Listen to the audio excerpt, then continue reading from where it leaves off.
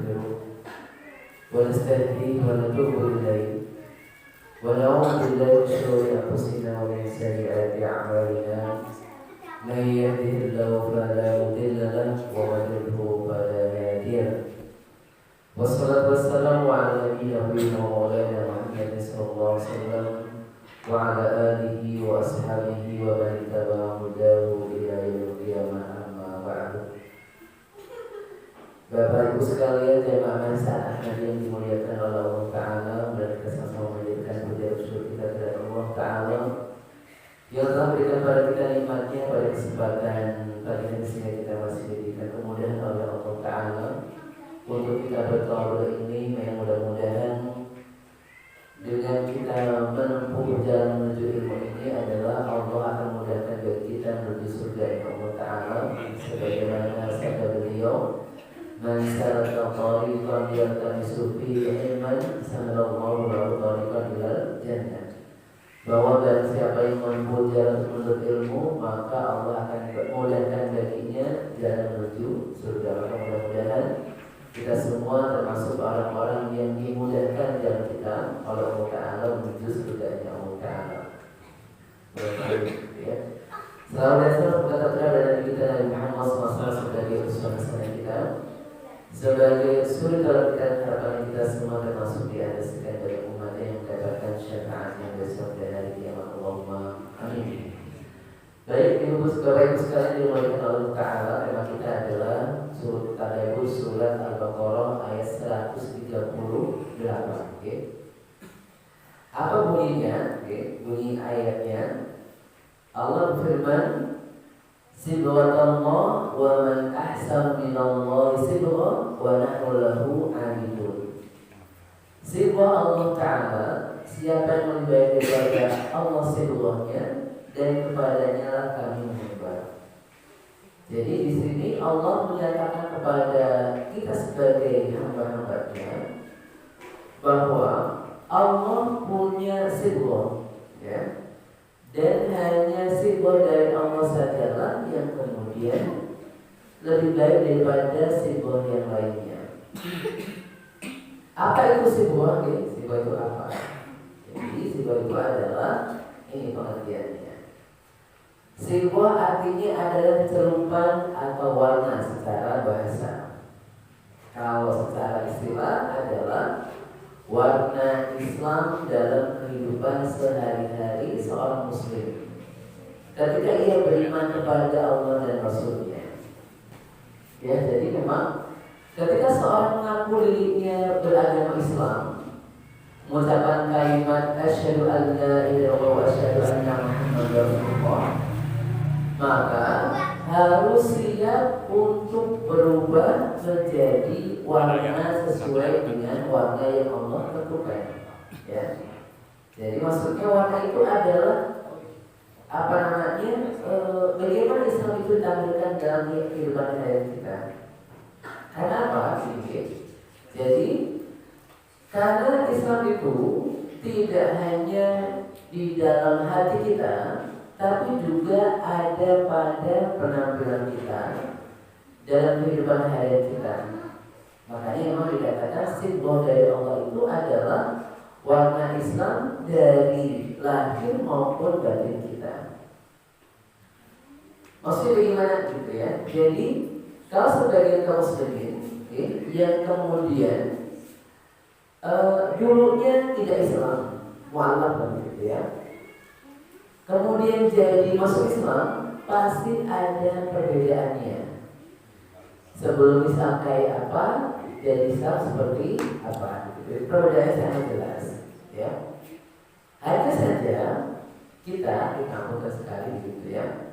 Kita itu kadang-kadang karena kita itu lahir dari keluarga Islam, kemudian hidup di keluarga Islam juga, masyarakat Islam, sehingga memang kita merasa bahwa kita sudah Islam ini, ya. Tetapi ternyata percepatan-percepatannya, kemampuan-kemampuan kita itu kelihatannya masih kalah jauh dengan orang yang baru masuk Islam. Ya, kelihatannya contoh Banyak orang-orang yang baru masuk Islam langsung jadi ustaz, langsung bisa berdalil gitu ya, Masya Allah. Karena mereka ketika masuk Islam itu belajar dulu Islam kayak apa, Islamnya kayak apa, sehingga ketika masuk Islam dengan pengetahuan yang sangat cukup.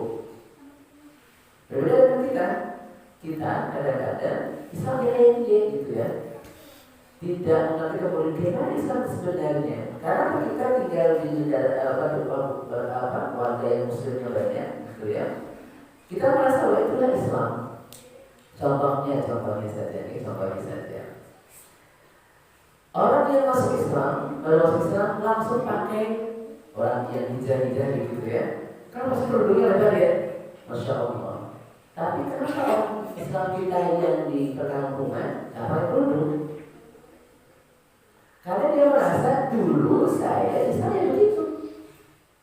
Kerudungan karena kadang-kadang karena faktornya adalah melihat budaya sekitar orang Islam kayak apa. Ya, karena itulah Islam dilihat karena memang Islamnya warisan sehingga ilmunya kurang sehingga apa yang dilakukan orang-orang Islam sekitarnya dianggap sebagai budaya Islam, padahal belum tentu. Ya sehingga contoh nih, dulu pada tahun-tahun berapa di tahun 90-an, 95 itu hampir sangat jarang muslimat yang pakai kerudungnya kayak sekarang, jarang sekali. Bahkan mohon sekali di kampung sekali banyak para kiai yang istrinya kerudungan gitu, yang lehernya kelihatan. Terus orang meyakini itulah kerudung yang Islami, pakai yang selipat kemudian lehernya kelihatan itu Islami. Karena apa? Yang melakukan adalah istrinya Pak Kiai. Kamu kan gak Islam kan? Bapak Kiai pasti Islam, gitu ya. Kemudian ketika ada orang-orang dari kota nggak ngerti bahasa Arab, ya pakai kerudungnya tertutup, bilang Islam anyaran, gitu ya. Karena apa? Karena tidak seperti yang diamalkan di kampungnya. Padahal yang kerudungnya yang bagus mana? Yang betul ada. Cuma karena memang budayanya ada begitu sehingga masyarakat tidak tahu. Begitu. Contoh yang lain lagi, ada anak puasa ada anak puasa yang mualaf. Itu sekali besar sudah ya. Baru 9 tahun masuk Islamnya. Sudah hafal 10 juz.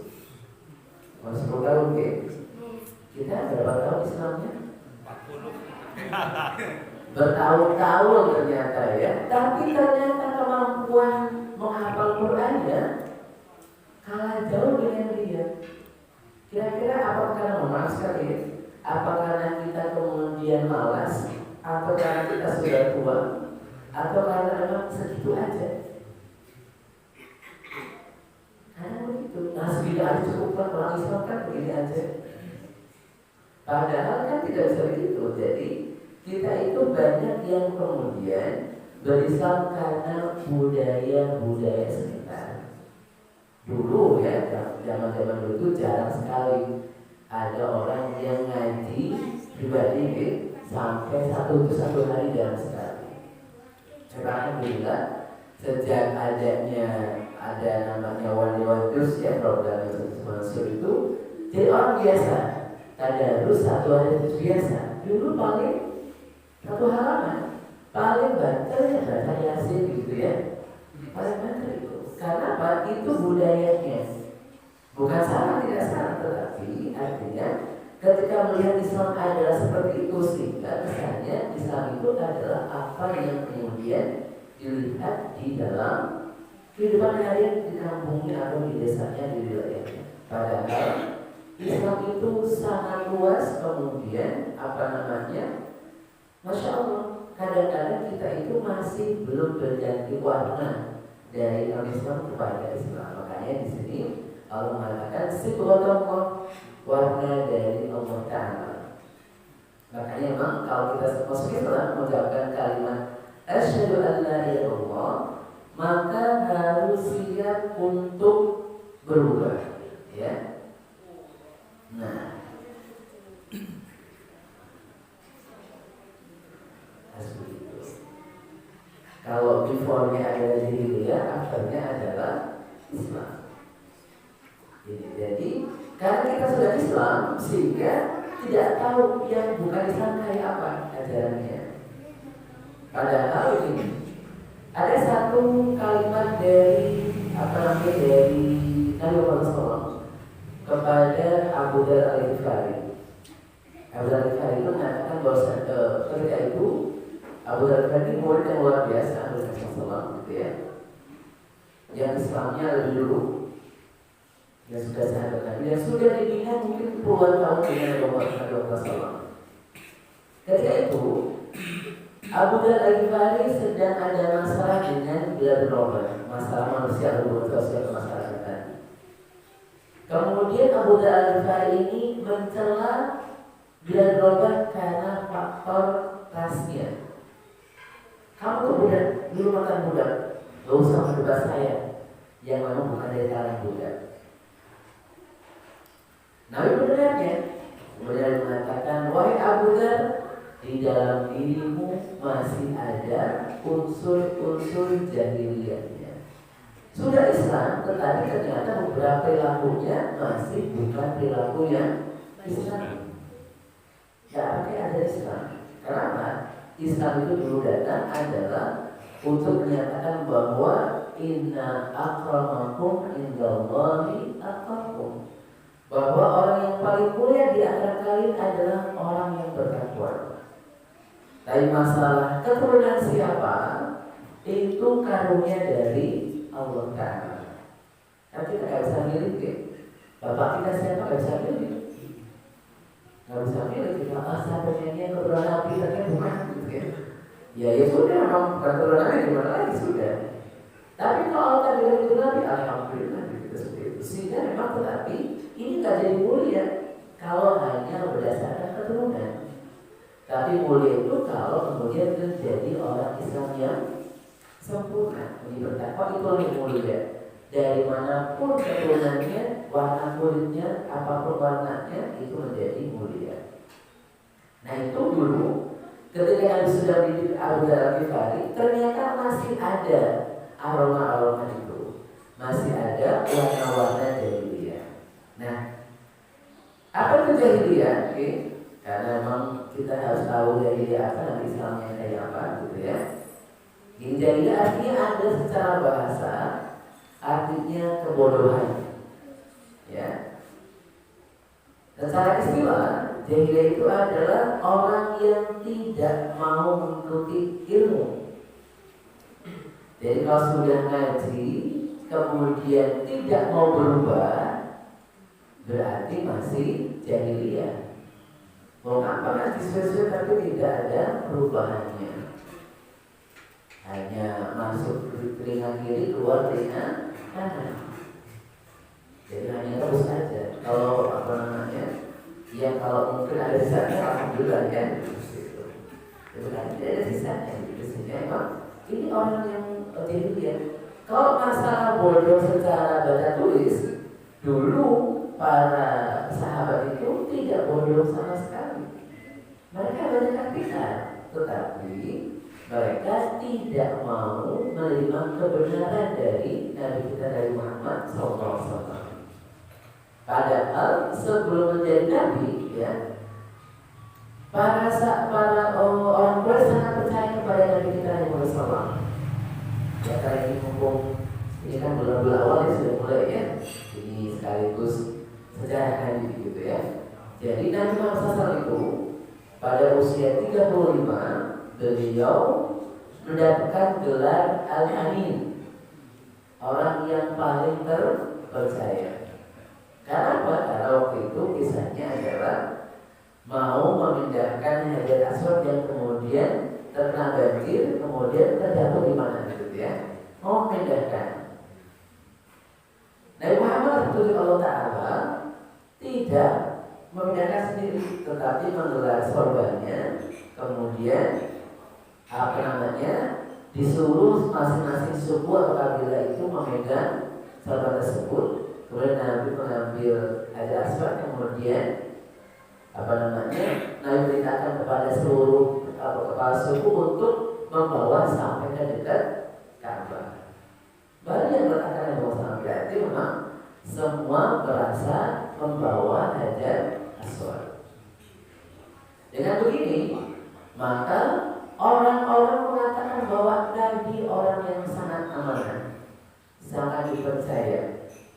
Tetapi begitu beliau mengatakan bahwasanya tidak ada selain Allah Ta'ala, sementara mereka menyembah banyak berhala, langsung berubah arah, menjadikan Nabi seperti orang gila, orang kesurupan, orang gila, penyanyi, padahal dulunya sangat dipercaya. Maka dikatakan bodoh, kenapa? Sudah tahu dulu percaya, kok sekarang tidak percaya? Hanya karena tidak sesuai dengan hawa nafsunya. Ya. Kemudian begitu pula orang yang kemudian mengamalkan dari lawan dari ilmunya. Jadi sudah tahu yang benar ini, tapi kemudian melakukan yang bertentangan dengan kebenaran, itu adalah termasuk perilaku ataupun unsur jahiliyah. Baik, okay. Apa jahiliyah di dalam Al-Quran dan Sunnah Nabi Muhammad SAW? Ya, jahiliyah dalam Al-Quran itu ada pada surat Al-Imran ayat 154. Surat Al-Fatihah ayat kalau Islamnya terkait ayat ya. Jahiliyahnya adalah yadhunnuna billahi ghairal haqqi dhanna jahiliyah. Mereka meyakini yang tidak benar terhadap Allah Ta'ala seperti sangkaan orang-orang jahiliyah. Nah, ini dari keyakinannya. Bagaimana orang jahiliyah meyakini tentang Allah Ta'ala? Jadi orang jahiliyah itu dulu percaya dengan Allah Ta'ala ada, tetapi dalam konteks ketika mereka meminta, mereka mintanya tidak kepada Allah Ta'ala. Alasannya apa? Ini lebih dekat, biar lebih dekat. Kalau doa, dia minta doanya ke patungnya, berhalanya. Wahai si anu berhala ini, tolong sampaikan kepada Tuhan, saya butuh ini, gitu ya. Karena memang merasa bahwa ini orang baik, dekat dengan Allah Ta'ala, maka saya mintanya kepada tersebut. Kalau minta kepada yang masih hidup, tidak apa-apa.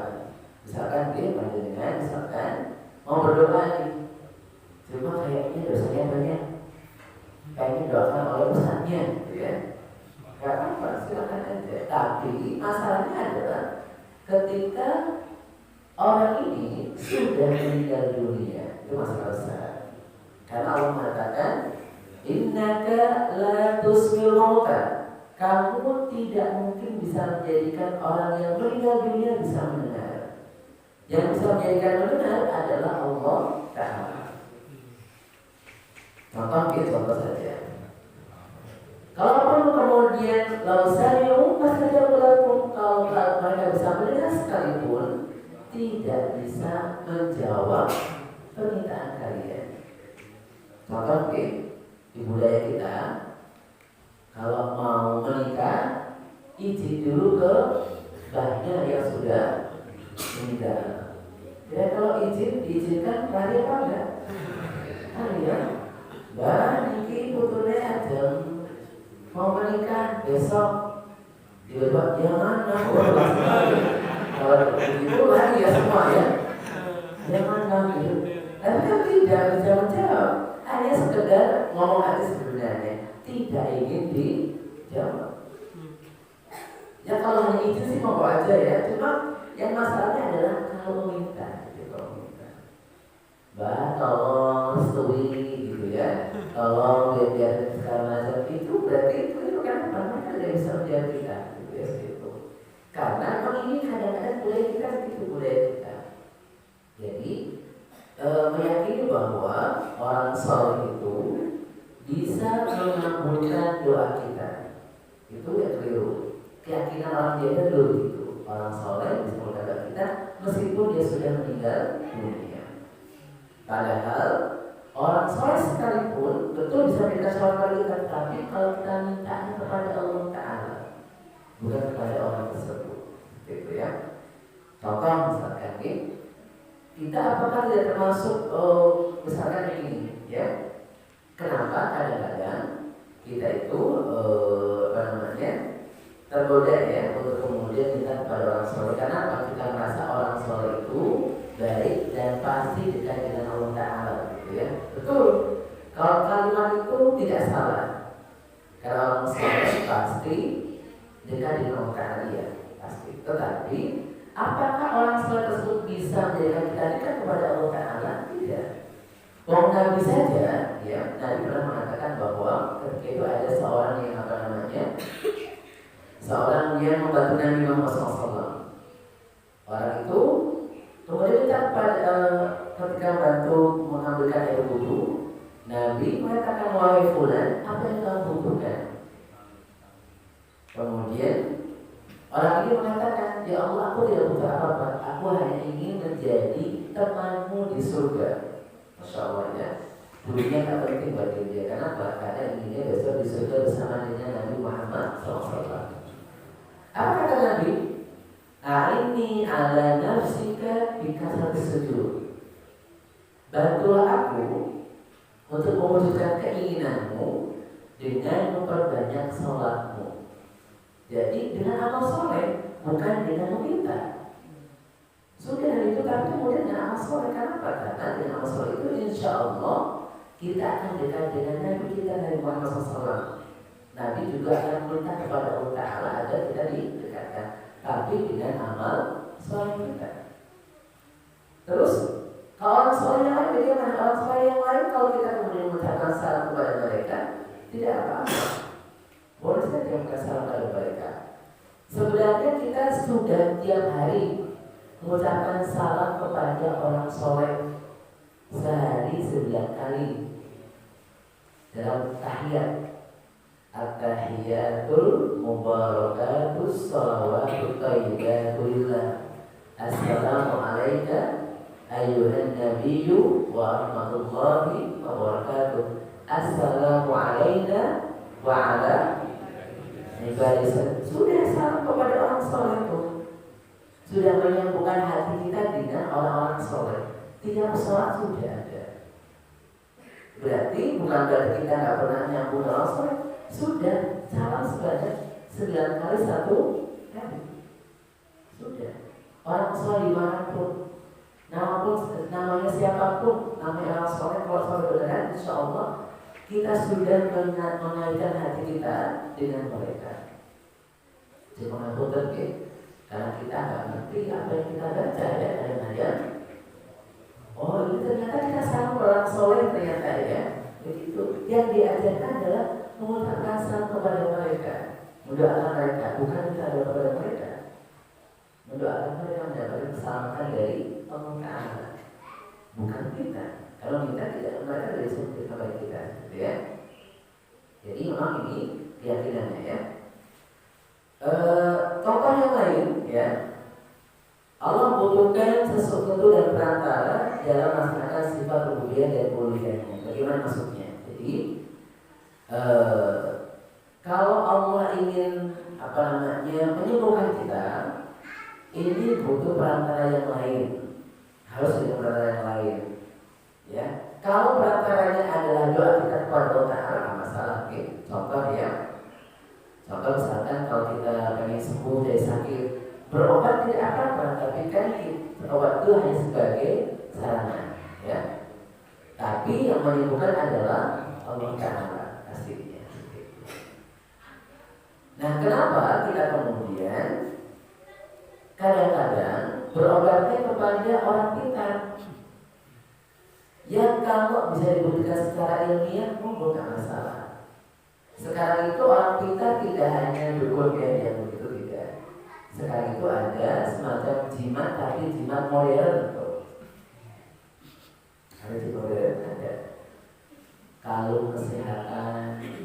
kesehatan itu sebenarnya kalau bisa dibuktikan secara ilmiah itu menyerang ion negatif nggak apa-apa.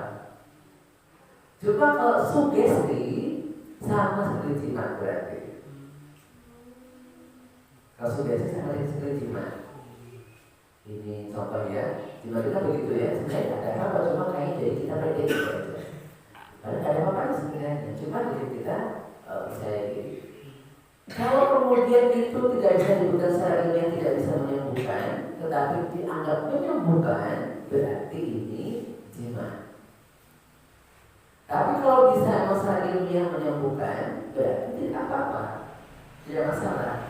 Seperti ini, seperti contoh ya, kalau orang berobat misalkan mencet, makan daun jambu, memang ada buktinya, ya nggak masalah, kemudian bisa diberikan secara ilmiah. Karena daun jambu biasanya membantu kita untuk mengurangi mencetnya, nggak masalah. Tapi kalau belum diberikan secara ilmiah, maka hati-hati. Apalagi penyakitnya penyakit sifatnya sugesti, tidak ada saatnya yang bisa menjadikan seperti itu, tidak ada, maka hati-hati. Sekarang modern begitu, modern ya. Apalagi ada kalungnya nama Allah Ta'ala, ada Muhammadnya. Ini nggak jadi Islam kalau itu tidak bisa dibuktikan secara ilmiah. Makanya hati-hati. Kalau kita berobat harus betul-betul yakin betul bahwa yang pertama ya, yang menyembuhkan adalah Allah Ta'ala. Yang kedua adalah ini harus, kalau sifatnya pengobatan yang sifatnya bukan doa, maka ini harus bisa dibuktikan secara ilmiah, menyembuhkan atau tidak. Kalau tidak, hati-hati, karena bisa jadi ini ada unsur tadi jimatnya, ya. Kemudian keyakinan yang kedua adalah malaikat adalah anak perempuan Allah Ta'ala. Biasanya di sinetron ya, ada sinetron bidadari gitu ya, itu malaikat perempuan ini menarik pelecehan kepada Allah Ta'ala. Allah kau punya anak perempuan, tidak bisa. Mau kita pakai anak laki-laki, malah Allah dikasih anak perempuan. Jadi itu keliru. Jadi bidadari atau malaikat yang perempuan ya, itu adalah pelecehan kepada malaikat, kepada Allah Ta'ala. Jadi kesannya Allah punya pelayan yang perempuan semua. Itu keliru ya. Contoh yang lain, Allah punya kekuatan yang tidak ada kaitan dengan kuasa Allah Ta'ala. Contoh, misalkan ucapan alam sedang murka, itu ada unsur syiriknya. Kenapa? Karena yang murka bukan Allah Ta'ala, tapi melalui alam. Karena Allah tidak bisa ngapa-ngapain kecuali Allah yang berkehendak. Betul ya? Kemudian ada berusaha kepada senjata dari Allah Ta'ala. Jadi kalau ada musibah kita kemudian berusaha kepada Allah Ta'ala, berarti ini adalah keyakinan orang jahiliyah. Nah, Islam adalah kebalikannya. Iyyaka na'budu wa iyyaka nasta'in. Hanya kepada Allah kami juga, dan hanya kepada kami minta pertolongan. Ini di dalam Al-Quran tentang keyakinan jahiliyah. Kemudian berikutnya adalah hukum jahiliyah. Itu orang yang tidak mau menjalankan syariat Islam meskipun dia beragama Islam. Ya, sebagai dikatakan surah Al-Maidah ayat 50, apa hukum jahiliyah yabun? Apa hukum jahiliyah mereka hendaki?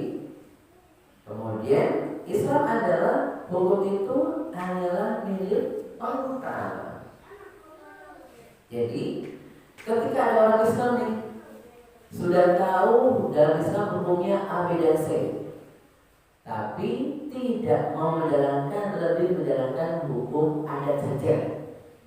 Contoh pada bulan kita bahaskan tentang waris kan ya, kita bahas kemarin.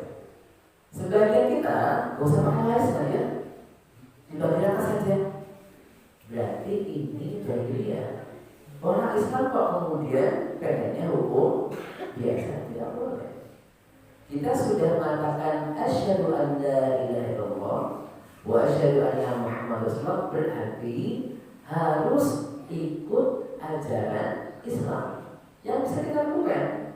Kalau kemudian yang sifatnya tentang hukum-hukum umum, publik ya, berkaitan dengan kemaslahatan orang banyak, kita kan sulit ya. Contoh, Islam itu kan ada tentang hukuman zina, ada hukum hukum rajam, ada kemudian ada kisah segala macam. Tapi di Indonesia kan belum bisa dilaksanakan. Ya sudah, mau belum bisa dilaksanakan tidak apa-apa. Tetapi yang bisa kita laksanakan, berarti kita laksanakan. Contoh, perkawinan dan warisan itu Islam, dan kita boleh untuk menggunakan hukum itu di Indonesia, sehingga yang kalau orang Islam dia menjalankan itu. Kalau sudah tahu Islamnya begini, kemudian kita nggak mau pakai, berarti kita sudah Islam tapi masih jahiliyah, karena belum mau menjalankan hukum Islam. Kalau tidak bisa beda, belum bisa beda, tapi tidak mau, ya seperti itu. Menolak keras-keras, ya. Ini adalah berarti sudah ada unsur jahiliyahnya. Makanya memang kita hukum jahiliyah itu tidak boleh kita gunakan. Hukum jahiliyah itu adalah semua aturan dan undang-undang adat istiadat yang tidak sejalan dengan Al-Quran dan Sunnah Nabi, itu namanya jahiliyah. Tapi kalau budaya adat istiadat secara umum, maka ini tidak jahiliyah kalau sejalan dengan Al-Quran dan Sunnah. Contoh mungkin tentang pakaian, tidak ada jahiliyah. Yang jahiliyah itu adalah kalau pakaiannya tidak menutup aurat. Adapun modelnya bagaimana, ya tidak ada ketentuannya. Contoh pakaian tanzania misalkan ya, yang baju koko itu pakaiannya siapa? Orang Islam atau orang Cina? Orang Cina. Tapi nggak apa-apa kan, dipakai nggak apa-apa. Karena apa? Yang penting menutup aurat. Nggak harus kayak saya, yang enggak sudah harus. Pakai baju batik boleh, nggak apa-apa. Karena hal itu adalah budaya yang baik. Karena itu menutup aurat. Ya. Contoh apa sekali ya. Ada ini kalau misalkan secara tampilan saja. Kalau ada orang pakai topi yang putih, tapi pakai kaos oblong sholatnya, dengan ada orang yang pakai baju batik, pakai celana panjang, yang disatu yang mana? Baju batik, kenapa menghormati sih? Kaos oblong kan menghormati Allah Taala, kondangan aja wangi dan bagus, masa kemudian kalau sholatnya pakai kaos oblong batik. Wajib-wajib Islam apa? Memantaskan diri menghadap utara. Jadi bukan masalah model bertiga, lebih kepada syariatnya ada enggak? Ya, tentu orang tidak. Karena kadang-kadang kita itu begitu. Jadi kadang-kadang hukumnya nggak dipakai. Karena sudah jelas hukum Islam. Jadi kalau budaya dan adat istiadat itu selama tidak bertentangan dengan Al-Quran dan As-Sunnah Nabi Muhammad SAW, maka boleh dipelihara. Tapi kalau bertentangan, berarti ini yang harus kita tinggalkan. Kalau bertentangan, gitu ya. Jadi nanti dilihat budaya kita itu ada bertentangan atau tidak. Contoh budaya kita, kalau hitanan ada perayaannya, itu budaya kita. Boleh pakai? Boleh, nggak masalah. Wong itu tidak melanggar syariat kok, gitu ya. Gitu. Kalau kondangan nyumbang kemudian dicatat, boleh apa enggak? Ya kalau budaya itu nggak apa-apa, nggak masalah. Jadi budayanya ini adalah pemberian yang harus diganti. Kecuali gaya misalkan. Jadi memang yang perlu diluruskan gitu. Ya kalau misalkan budaya di sekitar kita, kalau ada orang barang gawe misalkan gitu ya, ini harus catat karena nanti kalau dia barang gawe harus sama dia sudah gitu, nggak masalah. Kalau itu budaya gitu. Tapi nggak pakai nggak apa juga. Contoh, saya nggak menerima sumbangan, ya alhamdulillah nggak apa-apa. Ya bukan sumbangan ya, orang sebelum disumbang tidak nggak menerima hadiah gitu ya, gitu. Karena sumbangan kan agak-agak mau subur disumbangnya orang gitu ya. Nah itu memang istilahnya aja budaya kita. Contoh yang budaya kayak hal yang halal ketika bulan Syawal itu budaya dan tak apa-apa. Karena kita makan boleh kan? Boleh, nggak bertentangan gitu. Jadi itu budaya saja. Sehingga kalau budaya itu selama tidak ada unsur maksiatnya, tidak ada unsur syiriknya, maka ini boleh kita budayakan, kita lestarikan, tidak apa-apa. Karena menjadi hasanah kita sebagai manusia. Tapi kalau ada unsur syiriknya, ada unsur maksiatnya, maka tidak boleh kita laksanakan. Kalau kita melaksanakannya berarti kita masih ada unsur jahiliyah. Kenapa? Karena memang masih menjalankan hukum-hukum yang bertentangan dengan syariat Islam, gitu ya.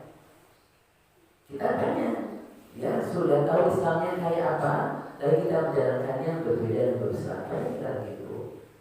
Sudah Islam, tapi masih kemudian apa namanya budayanya, hukumnya adalah hukum berbeda. Oke, baik. Berikutnya adalah mana? Penampilan ya, penampilan jahiliyah. Dalam ayat surat Al-Ahzab 33 Allah berfirman, "Wala tabarrujna tabarrujal jahiliyatil ula." Dan janganlah kalian berhias dan bertingkah laku seperti orang-orang jahiliyah.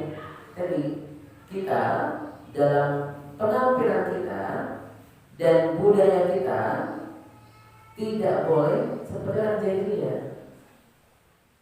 Kalau penampilan nih, kalau ibu-ibu berarti, kalau perempuan berarti dasar tuning. Wal yadribna bi khumurihinna ala juyubihinna. Dan hendaknya para wanita menutupkan kain kerudungnya kepada dadanya. Jadi kerudung itu syaratnya adalah menutup dada. Masalah berapa lebarnya monggo saja.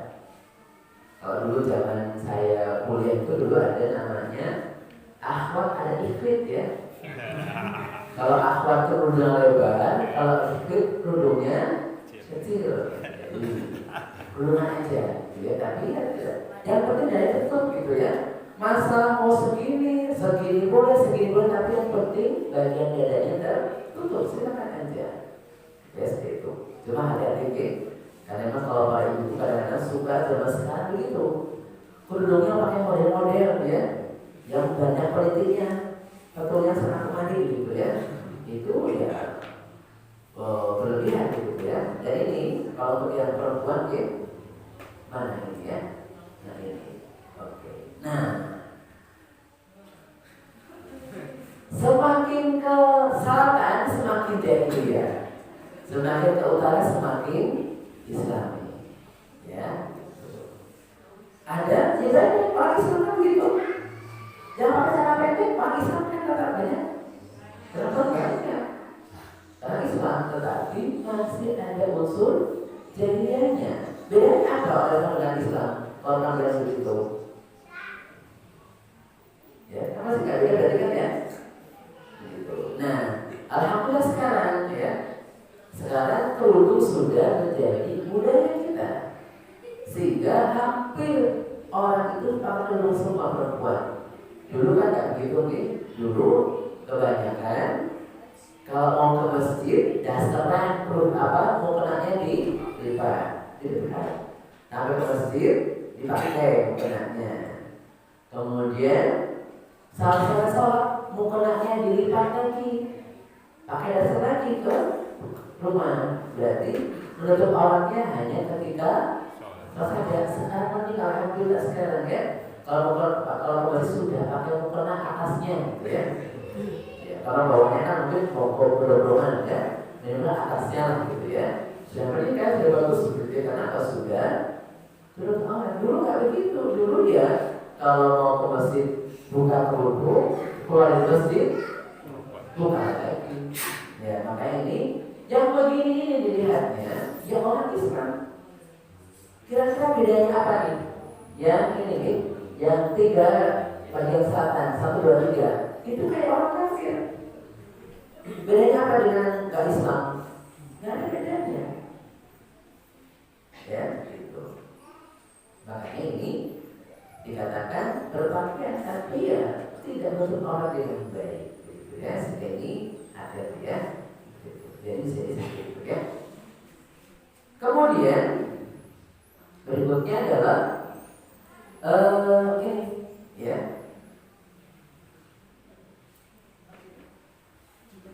Ada gambar ini. Ini kan jimat ya. Ini jimat, itu jimat, itu jimat, itu jimat semua. Seperti itu. Pakaian-pakaian itu kalau bedanya kalau pakaian yang itu kan pakai apa Allah ya. Ini nama ini bisa jadi jimat. Kalau memang diyakini itu adalah memberikan manfaat. Kalau tidak bisa diberikan secara ilmiah, itu hiasan kita. Maka kalau kalian mau pakai perhiasan, dilihat perhiasan jangan yang mirip dengan ini. Ini dengan itu. Atau misalkan ketika pakaian kita, jangan pakaian itu ada penampilannya adalah menyimbolkan bangsa atau umat beragama yang lain. Contoh dengan berkunjung ke pantai atau Borobudur, kemudian beli kaos yang ada gambar berhalanya. Kan patut kan berhala kan ya? Disebar nggak sama mereka? Disebar. Tapi kita senang ya beli gambar yang ada gambar patung. Gimana yang senang? Berarti kita masih belum bisa benar. Kira-kira apa tuh kira-kira kalau orang Buddha itu ada apa yang gambar Ka'bah enggak? Mereka sholat ketika mereka beli tidak pakai. Kenapa kita kalau gitu? Lebih kuat agama mereka daripada kita ya. Mereka kemudian sudah sadar betul bahwa itu rumah ibadah Islam sehingga tidak mau pakai itu. Kita enggak, masih itu budaya sekarang. Tapi kan rumah ibadah mereka. Jangan dibawa ke badan kita seperti itu. Bukan masalah berarti tidak. Sudah lampung dinukung berdiri. Sehingga harapannya kita pun begitu. Ya, kita ketika pakai aksesoris itu pun adalah bukan berpenampilan yang mirip dengan agama yang lainnya. Tidak seperti itu. Karena kadang-kadang kita begitu. Kalau mereka saja tidak pernah misalkan gantungan kunci kira-kira gambar Ka'bah mereka mau nggak mau. Kita mau gantungan kunci isi mobil apa? Terus gimana? Berarti kita yang Islamnya masih belum sempurna. Jika hati-hatinya dengan baju kita, yang ini jangan sampai baju-baju yang kemudian ada gambar-gambar yang identik dengan peribadatan agama yang lain. Bukan kunci bukan, sudah memang sudah masing-masing saja. Ya.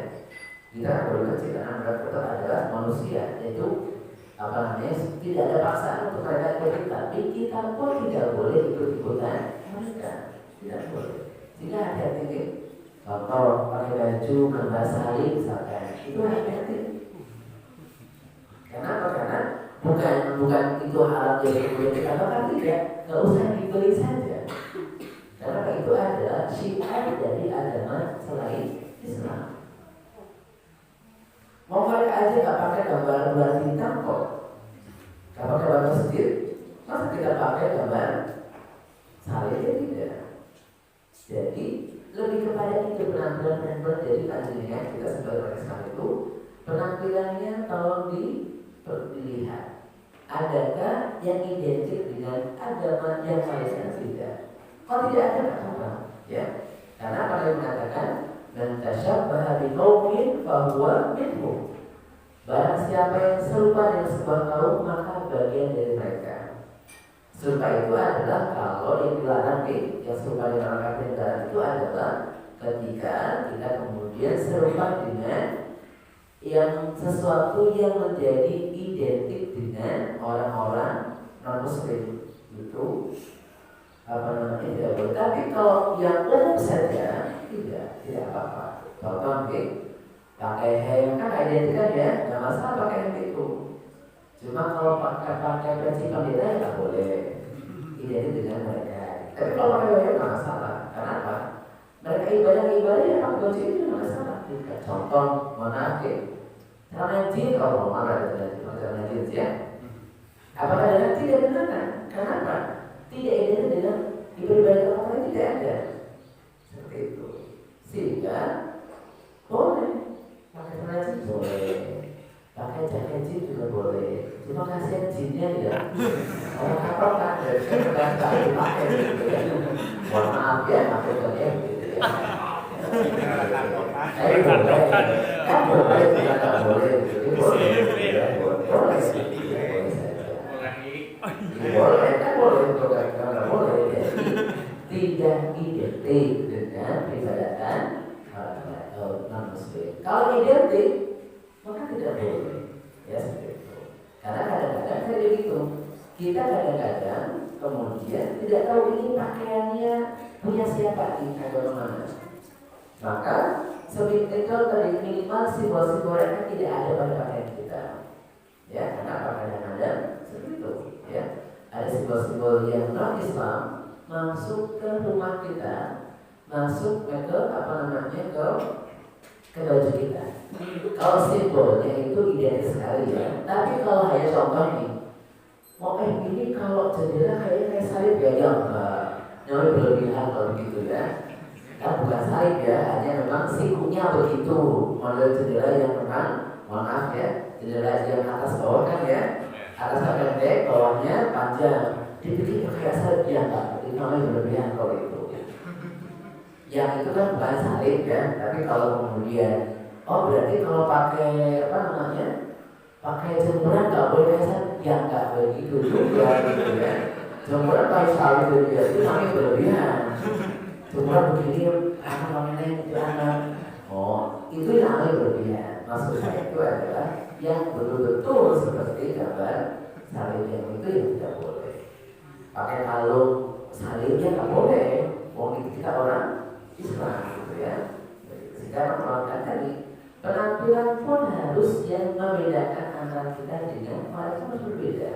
Berbeda itu adalah tadi kalau laki-laki berpengaruh aurat, kemudian berikutnya adalah tidak menggunakan simbol-simbol agama orang lain, agama Muslim. Kalau tidak ada simbol-simbolnya, boleh saja. Kayak tadi baju koko, kan tidak ada simbol-simbolnya ya. Tidak ada, nggak masalah, boleh saja. Kalau baju gamis, apakah Islami belum tentu? Kenapa? Gamis itu kadang-kadang dulu orang kafir pakai gamis. Orang kafir, orang di sana gitu ya, begitu. Cuma karena dibawa oleh Ustaz, jadi kesannya pakai gamis adalah Islami. Dan kayaknya orang alim ya, kalau kalian bro, itu kuli bangunan pun pakai gamis gitu ya, karena itu budaya mereka. Dan karena salah boleh saja digunakan ya. Sehingga memang itu. Jadi intinya adalah penampilan-penampilan yang tidak identik dengan agama orang lain, agama yang lain boleh digunakan. Tapi penampilan yang identik dengan peribadatan umat yang lainnya selain Islam, maka ini tidak boleh kita gunakan. Kenapa? Karena harus betul-betul tidak ada unsur jahiliyahnya gitu ya. Kemudian berikutnya selain penampilan adalah perilaku. Nah, dalam surah Al-Fatih ayat 26 Allah berfirman, "Ij'al alladziina kafaru fi qulubihimul hamiyyata hamiyatal jahiliyah." Ketika orang kafir menanamkan dalam hati mereka kesombongan, yaitu kesombongan jahiliyah. Jadi dulu orang jahiliyah menyombongkan tentang keturunannya dan rasnya. Orang Quraisy pasti mulia, orang pasti mulia seperti itu.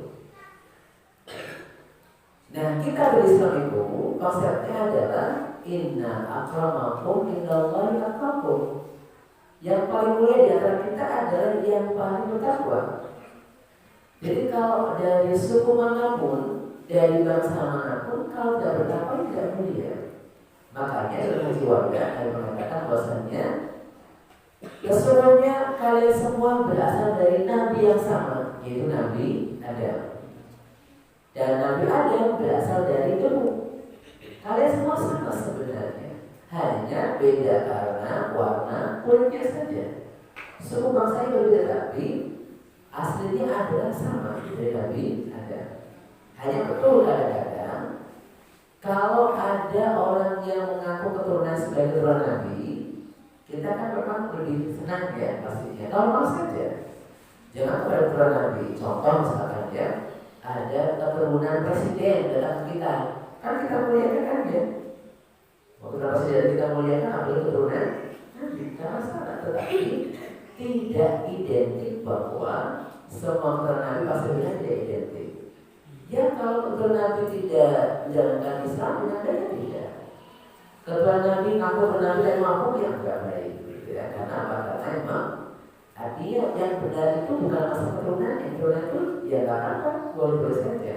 Karena memang sekarang ini ya banyak orang yang tertipu dengan kata keturunan Nabi, tapi ternyata yang ngaku keturunan Nabi itu adalah penipunya dengan ada ambil barangnya, kemudian dinikahi tanpa ada saksinya kadang-kadang begitu. Tapi kalau keturunan Nabi yang baik, nah begitu insya Allah ya. Yang kemarin berapa sebulan yang lalu dia kan ada di Jakarta ya, ada Umar bin Khattab ya. Ya memang katanya keturunan Nabi ya kita percaya dengan keturunan Nabi itu. Tapi ya kalau dia berilmu kita hormati. Tapi kalau tidak berilmu ya sama saja dengan yang lainnya. Jika emang yang mulia itu adalah karena ilmunya, karena kemudian karena apa? Kalau keturunan kita nggak bisa minta. Ya rezeki ini beliau, alhamdulillah Allah berikan kepada beliau itu. Meskipun ini ada, kita percaya nggak? Yang di kita itu biasanya kesannya kalau semua orang Arab pasti keturunan Nabi, nggak semuanya, ya.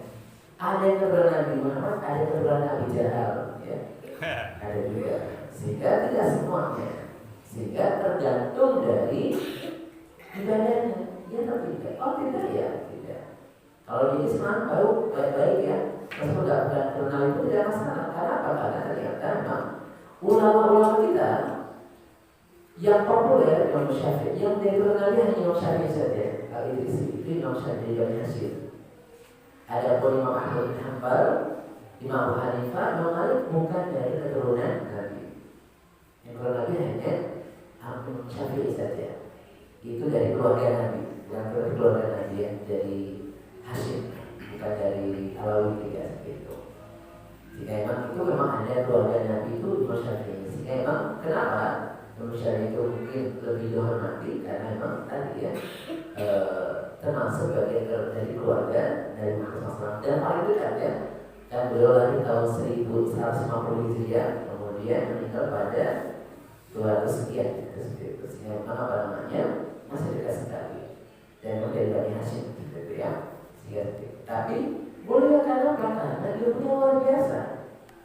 Ada juga yang memang tidak benar tidak boleh juga seperti Imam Bukhari, Imam Muslim bukan keturunan Nabi, tapi karena ilmunya yang luar biasa maka dimuliakan. Makanya memang kalau kita sebagai seorang Muslim maka letaknya harus kemudian mengedepankan amal dan ilmu daripada masalah keturunan dan ras itu. Kenapa? Dulu orang Islam itu, orang jahiliyah membangga-banggakan ras dan keturunan mereka. Baik. Berikutnya adalah jahiliyah di dalam hadis Nabi Muhammad SAW ya. Apa itu? Dalam hadis ini ya. Arba'un fi ummati min ahli jahiliyah la yatrunahunna al-fakhru fil ahsab wa ta'am fil ansab wa istiqa' bil nujum wa niyaha. 4 hal yang masih ada pada umatku dari perkara jahiliyah yang susah ditinggalkan. Yang pertama adalah membangga-banggakan leluhur. terah anu gitu ya. Ini saya darah biru. Darah biru mengkosipirkus ya. Ya itu artinya nggak apa juga kalau dia mau kita boleh makan itu ya. Darah merah, nggak ada darah kuning ya, atau darah biru ya. Jangan pesanan partai di dalam darah biru. Gitu, jadi darah biru ya tidak apa-apa juga kalau darah biru tidak masalah, tapi tidak boleh berlebihan. Jadi seperti itu. Mencela keturunan jadi mencela orang-orang yang tidak punya darah yang sama. Kamu dari mana gitu ya? Karena memang di kalangan Islam sendiri, bahkan bukan kalangan Islam ya, di kalangan orang Arab juga ada kelas-kelasnya. Kayak orang Hindu zaman dulu, ada kelas Brahma yang kayak pelatihan gitu ya. Itu ada dulu orang Arab gitu, jadi orang Arab itu ketika kelasnya kiai paling bagus gitu ya. Nanti ada kelasnya santri, ada kelas-kelas segala macam. Jadi sebenarnya yang baik itu adalah ilmunya saja, bukan masalah kelasnya. Kenapa? Kita nggak bisa pilih dari keturunan siapa. Dan tidak apa-apa dari beda kelas, tidak masalah. Tetapi memang normal saja kadang-kadang masih mengingatkan dari sudah mengatakan bahwa memang kadang-kadang sudah Islam pun kita masih belum bisa menghilangkan itu. Kemudian yang ketiga, mengaitkan turunnya hujan kepada bintang tertentu, maksudnya bagaimana? Jadi maksudnya adalah kalau kita mengaitkan nasib kita dengan ilmu perbintangan, contoh percaya zodiak ya, ini apa zodiak itu ya, kayak ini sekarang tidak itu, misalnya sih begitu itu masih jahiliyah. Tapi kalau hanya misalkan berdasarkan pengalaman itu bukan jahiliyah. Contoh misalkan ini kalau motong bambu musim sekian, ini bukan jahiliyah. Kenapa? Ini berdasarkan ilmu ya, ada penelitiannya. Kenapa? Ini musimnya memang misalnya kalau bambu berbeda, kalau misalkan ya suka begitu, karena memang musimnya tidak pas ketika memotongnya. Itu kan bukan jahiliyah, karena itu adalah berdasarkan memang ada kaitan dengan ilmu pengetahuan, tidak masalah ya. Kemudian keempat adalah meratapi orang mati, nangis gerong-gerong atau kemudian nyewa orang hanya untuk nangis saja. Ada orang-orang dulu, orang lain begitu, nyewa orang untuk nangis. Ini tidak seperti itu. Nah, Islam itu mengatakan bahwa berpesta di tempat orang yang meninggal dunia pun itu bagian dari meratapi mayit. Sehingga begini, jadi masalah tahlilan berapa hari itu begini diluruskan dulu ya. Data tahlilnya tidak masalah, mau bertahlil kan ya. Tetapi mengharuskan 3 hari, 7 hari itu yang jadi masalah. Kenapa? Karena tidak ada ketentuan begitu, tidak ada. Tetapi kalau baca ini mau saja tidak masalah, mau saja. Malah kalau bisa ketika 3 hari pas tahlilan, yang bawa makanan yang tahlilan, bukan yang punya banyak punya sayur bersifat juga. Bawa nih, saya tahlilan bawa kue. Masya Allah, itu bagus banget. Kenapa? Karena begini, kadang-kadang ada sebagian yang memang ekstrim sangat kanan ya, bilang tahlilan bid'ah. Habis tasbih belum tidak datang sama sekali. Kira-kira lanjut kalau dari yang kena musibah sedihnya luar biasa. Kenapa? Tidak ada temannya. Mau sedih, kemudian orang batin gitu kan. Kadang-kadang kan kalau kita ada keluarga yang meninggal dunia, kalau pas banyak orang kan senang ya, terus agak lupa. Begitu orangnya pergi, berasa banget itu sepinya. Jadi sebenarnya ada yang baiknya sebenarnya ketika datang ke sana kan untuk kita biar yang punya rumah tidak banyak memikirkan yang meninggal dunia sehingga agak lupa. Baik, menghibur itu baik. Tetapi yang jadi masalah adalah kalau membebankan dia kena musibah tadi. Sehingga kalau saja silahkan, kalau musibah tadi boleh aja mendoakan boleh saja. Yang penting jangan mendoakan yang kena musibah. Kalau misalnya tadi ya, selama 3 hari dia masak tetangganya, bisa. Kan itu tangganya masak. Kenapa? Kalau lagi sedih gak kau bermasak. Cuma kadang-kadang kan menjadi keliru adalah sudah tidak mampu sampai utang-utang hanya untuk tahlilan. Itu yang memang jadi keliru. Gak usah utang-utang sudah gitu ya. Jadi kalau gak dibayar gak datang, berarti yang salah tahlilan. Milih gitu ya. Makanya udah semangat. Makanya Pak Uli malah semangat gitu ya. Yang keliru gitu ya. Mau hibur silakan aja. Karena kalau menghibur, mendoakan kan boleh saja. Hanya tadi ya, yang 3 hari 7 hari itu memang ini yang memang masih diperdebatkan, boleh tidak. Tapi secara umum mendoakan baik akhir itu diperbolehkan kapanpun. Hanya memang sebaiknya tidak makan-makan di tempat yang kalau saya belum musibah tadi sampai 3 hari. Jadi kalau 3 hari itu berarti kalau mau makan-makan justru bawa dari rumah atau yang tetangganya yang masak. Kalau sudah ada beda itu maka diperbolehkan ya. Baik, terakhir. Jadi itu adalah kalau kita mati dalam keadaan tidak ada pemimpin yang soleh. Jadi kita Nabi mengatakan man khala'a min ta'atin laki Allah yaumil qiyamah la yadallu wa man tawalla bi unqi bai'atun man kana jahiliyah. Jadi maksudnya kalau kita kemudian meninggal dalam keadaan tidak ridho, tidak senang dengan pemimpin kita dan tidak taat kepada pemimpin kita yang soleh, maka itu mati dalam keadaan jahiliyah. Jadi harus taat kepada pemimpin kita. Pemimpin kita di Indonesia adalah presiden kita. Harus taat. Kecuali kalau memerintahkan kepada maksiat data. Tapi kalau tidak maksiat maka harus taat. Contohnya, misalkan aturannya adalah misalkan kayak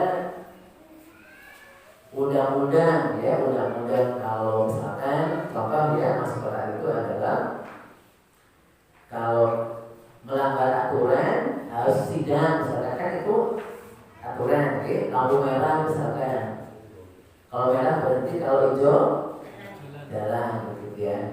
Tapi kalau nggak taat begitu ya jadi bisa jadi pilihannya. Atau kemudian kalau kemudian kita nggak mengakui presiden kita sebagai presiden, itu bagian dari ketidaktaatan.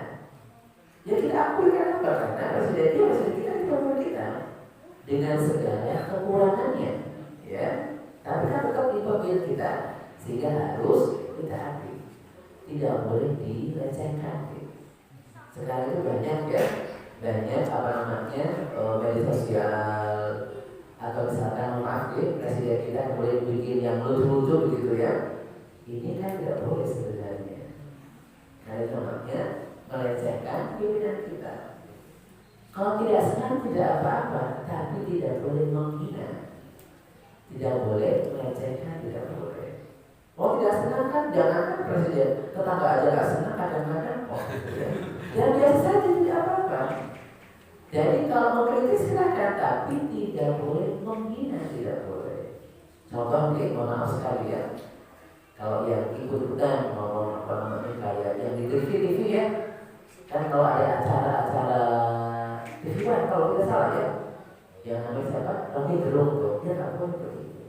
Bilang bodoh, dungu dia nggak boleh begitu lah. Karena apa? Bagaimanapun tetap pimpinan kita, gitu ya. Jadi tidak boleh begitu, tidak boleh melecehkan secara fisik, melecehkan secara otak, tidak boleh. Tidak cocok silakan, tidak apa, tapi tidak boleh sampai menghina.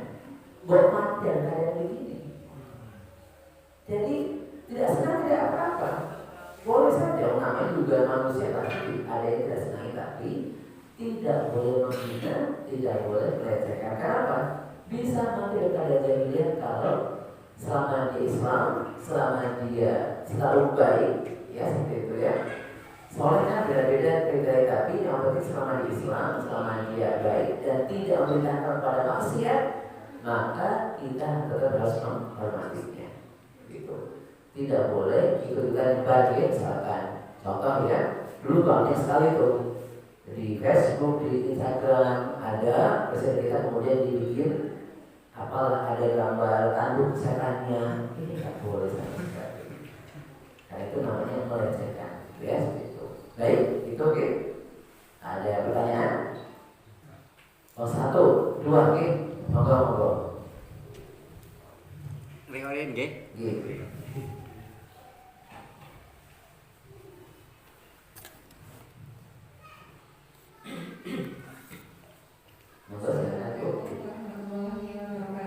Waalaikumsalam warahmatullahi wabarakatuh.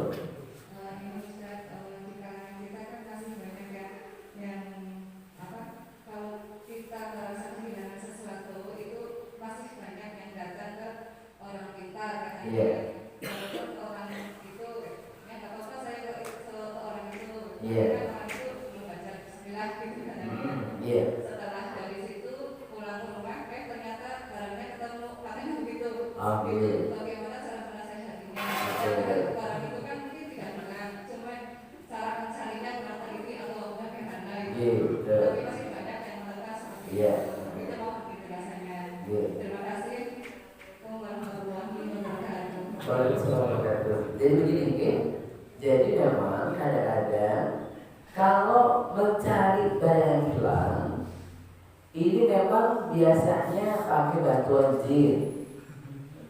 Kan di tahun di sini ya muncinya kan ngerti ya, muncinya kan di mana-mana gitu ya sebenarnya. Kita yang kadang-kadang lupa gitu ya seperti itu. Contoh mobil hilang, minta tanya ke orang pintar. Ini larangannya kenapa? Meminta bantuan ke jin. Tapi tidak sampai syirik gitu. Karena bukan untuk peramal masa depan. Karena secara otomatis kalau tentang masa lalu ya bisa tahu. Jangankan tentang ini. Oh kita sekarang ada GPS kan ya, bisa katakan mau di mana begitu.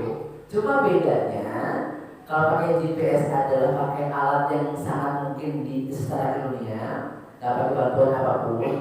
Tapi kalau dukun pakai jin tanyanya. Jika sekarang ada yang kita dari dukun tuh GPS. Kalau kita dikasih tanda, ketahuan di mana-mana kan tandanya kalau kamu pesan Grab kan ketahuan ya. Ini di sana. Dukun nggak dukun, kenapa? Ini ada alatnya dan terbukti saat ilmunya tidak masalah. Cuma dulu karena tidak ada alatnya, memang pakai bantuan jin. Nah ini nggak sampai ke syirik ya, tapi lebih kepada haram karena apa? Meminta bantuan kepada bangsa jin. Gitu.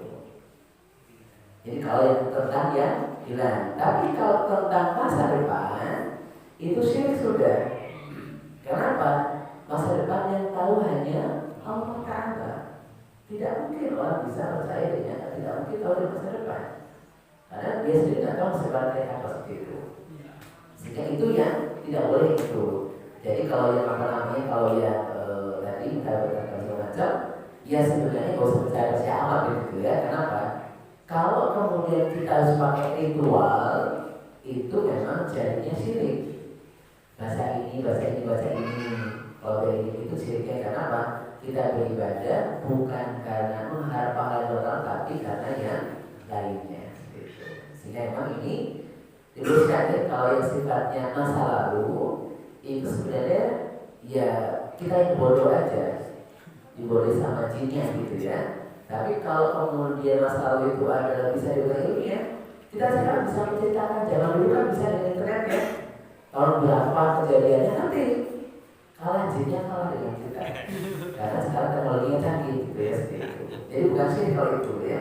Yang syiriknya adalah minta bantuan ke jinnya. Kalau tidak minta bantuan nggak apa-apa, tapi biasa kalau dia tidak punya alatnya, memang kadang-kadang minta bantuan bangsa jinnya.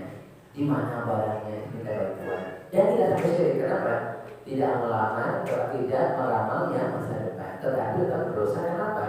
Karena dalam surat Al-Jin mengatakan wa annahu kana rijalun minal insi ya'uduna birijal minal fazaduhum rahaqa. Dulu ada orang yang minta bantuan kepada bangsa jin, dan bangsa jin menjadi sombong, merasa kuat karena dimintai bantuannya.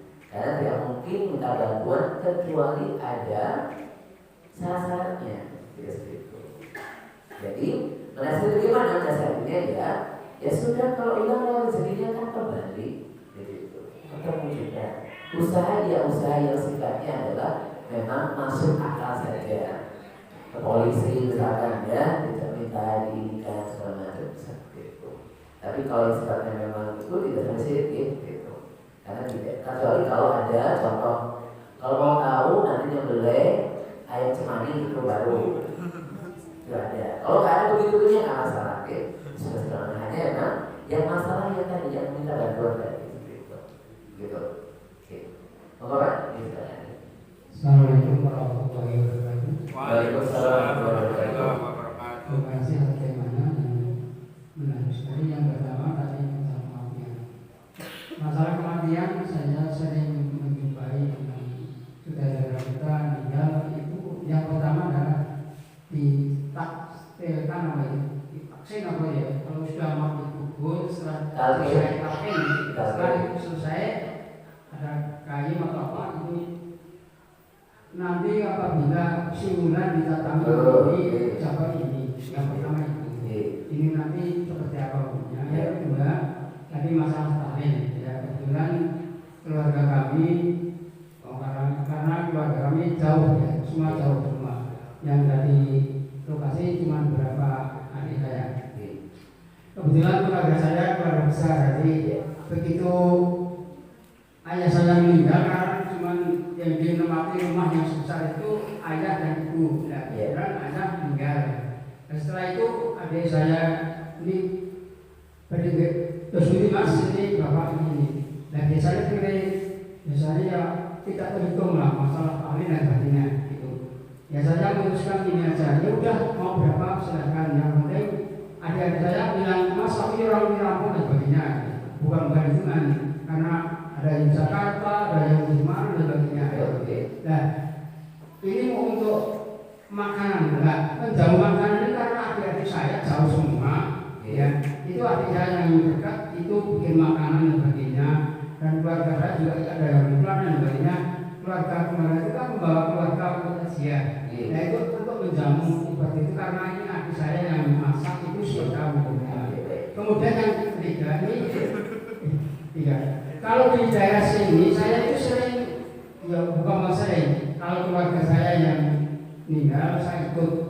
Ini Pak Kai itu menyampaikan mungkin saudara panjenengan itu tapi Allah Subhanahu wa taala masakan yang dihidangkan kepada kita itu hanya saudara. Ini seperti apa? Mohon dijelaskan. Wassalamualaikum warahmatullahi wabarakatuh. Waalaikumsalam. Jadi yang pertama tentang takdir ya. Takdir itu memang ada asal dari ulama ada. Karena memang tadi mengatakan jenazah ini yang teman kalian sedang yang sudah dikubur itu sedang ditanya oleh malaikat. Maka mintalah kepada Allah Ta'ala agar dikuatkan atau diteguhkan dalam menjawab pertanyaan malaikat. Itu hadisnya gitu. Diterjemahkan sebagian dengan mentakdirnya dengan kalimat tadi ya, nanti ada malaikat bukan nakir maka katakanlah man rabbuka rabbiyal sirajan. Jadi menurut Ibnu Taimiyah mengatakan bahwa itu tidak ada dalilnya, dilakukan itu tidak ada, tetapi mudah-mudahan manfaat. Artinya begini, kalau tidak tergantung Allah Ta'ala yang menentukan benar tidak, tapi apakah dengan itu sebenarnya sih tidak begitu ya, tapi apakah jadi salah juga tidak. Jadi sudah jangan terlalu dipermasalahkan. Tetapi yang lebih baik adalah begini, cara yang baik-baik itu adalah tetap diceritakan begitu ya. Saya biasa begitu ya kalau pas saya memimpin orang mau menguburkan, saya bilang memang saya ceritakan sama dengan Pak ya itu malah bahasa Indonesia ya. Tapi bahasa Jawa. Ini nanti jenazah ini semua yang meninggal dunia itu pasti akan ditanya oleh malaikat muka dan nakir dan ditanya 3 perkara. Nah, mari sama-sama kita mendoakan agar orang ini bisa menjawab lebih baik. Dirubah begitu. Jangan langsung mengatakan, oh beda, enggak begitu. Ternyata memang dijelaskan betul bahwasannya ini akan ditanya. Betul, tetapi sikap kita adalah bagaimana mendoakan agar simpulan-simpulan ini bisa menjawab dengan baik. Begitu. Mendoakan, kenapa? Karena hadisnya mengatakan orang ini sedang ditanya oleh malaikat perkara nakir, maka mintalah kepada Allah Ta'ala agar dia bisa menjawab pertanyaan tersebut. Nah, cuma penerjemahan sedangkan kita ada dengan ditakim. Cuma memang lebih baik jika kita doakan kepada Allah Ta'ala. Karena begini, kalau ditakim itu kesannya pasti bisa jawab, bisa dengar. Tapi kalau kita berdoa kepada Allah Ta'ala, Allah yang akan bantunya menjawab itu. Kira-kira lebih nanti yang mana? Kita langsung atau minta kepada Allah Ta'ala? Kita kepada Allah Ta'ala. Karena Allah yang punya malaikatnya. Tapi kalau kita langsung tanya begitu, mungkin berhasil bisa jadi. Tapi kan tergantung sinyalnya ya. Maksudnya dengan sinyal itu. Ya kalau orang baik, ya sinyalnya kuat, mungkin bisa ada. Ya, tapi kalau orang tidak baik, meskipun kita sampai doa, ya tidak ada berkata. Kenapa? Sinyalnya tidak ada, gitu ya. Apalagi providernya beda. Misalkan pakai kalau misalnya pakai dosa itu tidak dapat, gitu ya. Misalkan maaf ya, orang kafir kita lagi sampai boleh ya tidak. Kenapa? Dia sinyalnya berbeda. Mau sinyalnya sama saja kadang-kadang dengan apa tidak, apalagi kalau sinyalnya berbeda. Jadi intinya adalah ini memang ada khilafiyah ulama di sana, tapi yang terbaik adalah kalau kita mimpi tetap ceritakan begitu. Nanti akan ditanya oleh malaikat, tetapi ujungnya mengatakan mari sama-sama mendoakan. Insya Allah itu lebih bagus. Itu yang pertama. Yang kedua tentang kamu sedekah ya. Yang sedekah tadi memberi makan kepada gini, yang tidak boleh adalah ketika makanan khusus bagi yang takziah, yang bukan kerabatnya, undang orang. Tapi kalau yang itu ada kerabat kita, ya nggak apa-apa.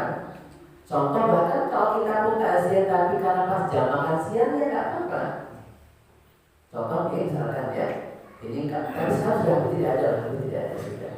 Dulu kan ada.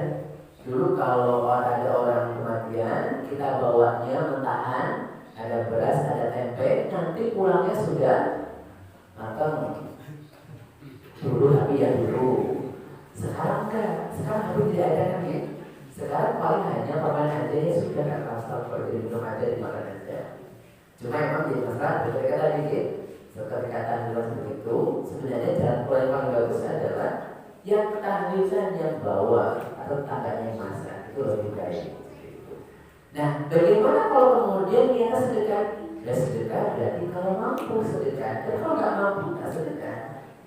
Begitu. Jadi kalau sedekah silakan niatnya. Contoh misalkan gini, kadang-kadang kan kita tidak bisa kalau di kota besar sangat mungkin sudah bapak yang meninggal dunia selesai, nggak ada orang sangat mungkin terjadi. Kalau kayak saya di rumah begitu, jadi nggak ada risiko itu. Ya sudah selesai gitu ya. Tapi kalau di sana nggak bisa. Doa pun sama tangganya, bapak kayak mati kayak kucing gitu ya. Orang apa segala macam. Ya artinya kalau begitu harus dibudayakan bahwasannya yang masak adalah tetangganya, bukan yang kena musibah. Nggak masalah. Mendoakan kan boleh. Mendoakan boleh. Oh Ustaz, ini kan yang sedekah, ya sedekah silakan. Tetapi sedekah berarti yang diundang harus ada fakir miskinnya. Kalau boleh yang diundang adalah yang kaya-kaya saja, tidak boleh. Harus ada fakir miskinnya. Jadi sedekah. Yang penting ada tadi banyak. Yang penting tidak meyakini harus dilakukan. Adapun lakukannya sebatas itu sebagai bentuk sosial masyarakatan. Kemudian yang kedua mendoakan, monggo saja. Tapi kalau kemudian ini kalau tidak, mohon maaf ya, tahlilan itu mainnya nangis nggak ada gitu, tidak ada. Jadi yang penting di keyakinan kita, gitu ya. Adapun bisa meninggalkannya bagus, belum bisa, ya pelan-pelan dirubah niatnya. Karena memang sulit ya, karena itu memang bagian dari budaya kita, budaya kita seperti itu sih. Memang kalau dia memang di kota besar, biasa saja. Yang salah kan kalau paketan di kota malah ada yang begitu Pak, bukan masyarakat. Ada Pak Ustadz minta mau paket berapa? 3 hari sekian, 7 hari sekian, itu yang tidak boleh. Berobjekannya begitu. Tapi kalau sukarela mendoakan, ya tidak akan mendoakan kalau boleh saja. Yang penting tadi, kalau orang-orangnya tidak ada, sedekah bisa kapan saja. Misalkan dia ada kerabat misalkan, oh saya tidak bisa bulan hari ini, ya sudah kapan lagi aja, nggak masalah. Oh tidak harus sekarang kok, mendoakan kan bisa kapan saja, kemudian bisa. Jadi yang dilarang adalah jika sampai membebani yang meninggal dunia, karena asalnya harus ditakdirkan seperti itu. Kalau kemudian dia mampu kemudian bisa sedekah, ya sudah. Kayak kita mungkin maaf dia mampu kan, mungkin caranya lebih baik gitu ya. Kalau memang harus tahlilan segala macam, ya pasti 3 hari seret aja bersama masa-masa. Kalau sudah seminggu lah, mungkin nggak apa-apa. Karena batasnya takziah itu adalah dikasih 3 hari batasnya. Jadi 3 hari sudah boleh makan-makan itu, mau tidak tidak masalah. Tapi kalau 3 hari sebaiknya tidak makan besar di tempat yang kena musibah. Begitu. Allahu a'lam bishawab. Ini jalan tengahnya, biar tidak yang terlalu ke kiri, tidak terlalu ke kanan sekali seperti itu. Allahu a'lam bishawab. Sekarang sudah 7:30 ternyata gitu ya. Baik demikian, mudah-mudahan manfaat. Tidak sekian. Wassalamualaikum warahmatullahi wabarakatuh. Waalaikumsalam warahmatullahi wabarakatuh.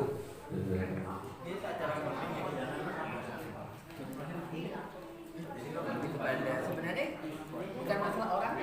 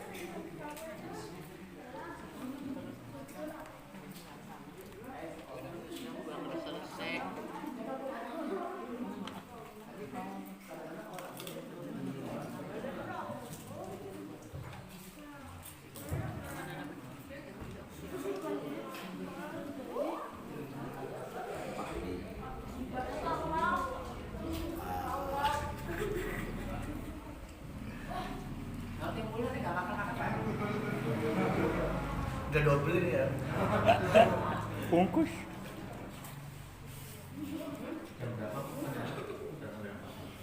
Ini.